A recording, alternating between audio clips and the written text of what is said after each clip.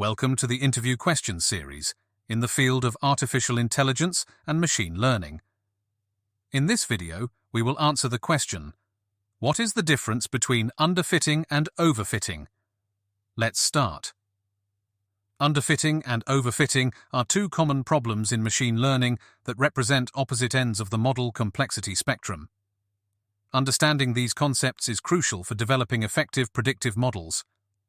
Underfitting occurs when a model is too simple to capture the underlying patterns in the data. This can happen for several reasons. 1. Using a model with insufficient complexity. 2. Not having enough relevant features.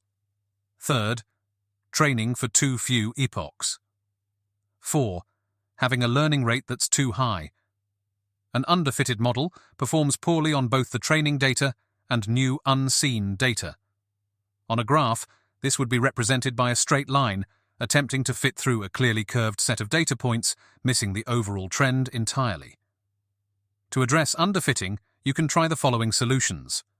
1. Increase model complexity. For example, add more layers to a neural network. 2. Add more relevant features. 3. Train for more epochs. 4. Reduce the learning rate. Overfitting, on the other hand, happens when a model learns the training data too well, including all the noise and random fluctuations. Causes of overfitting include 1. Using a model that's too complex for the data. 2. Training on too little data. 3.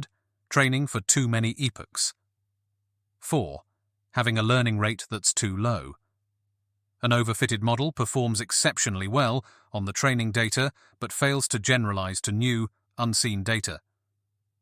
To combat overfitting, you can try these solutions. 1. Simplify the model, e.g., reduce the number of layers in a neural network.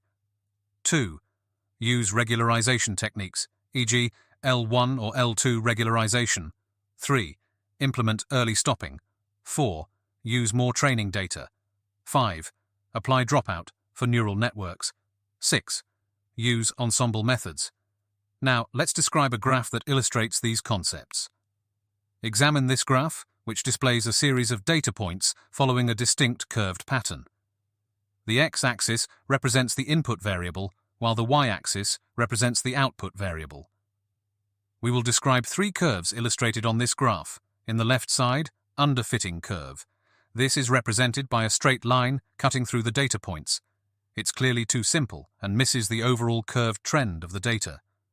The line passes through the middle of the scatter plot but fails to capture any of the curvature.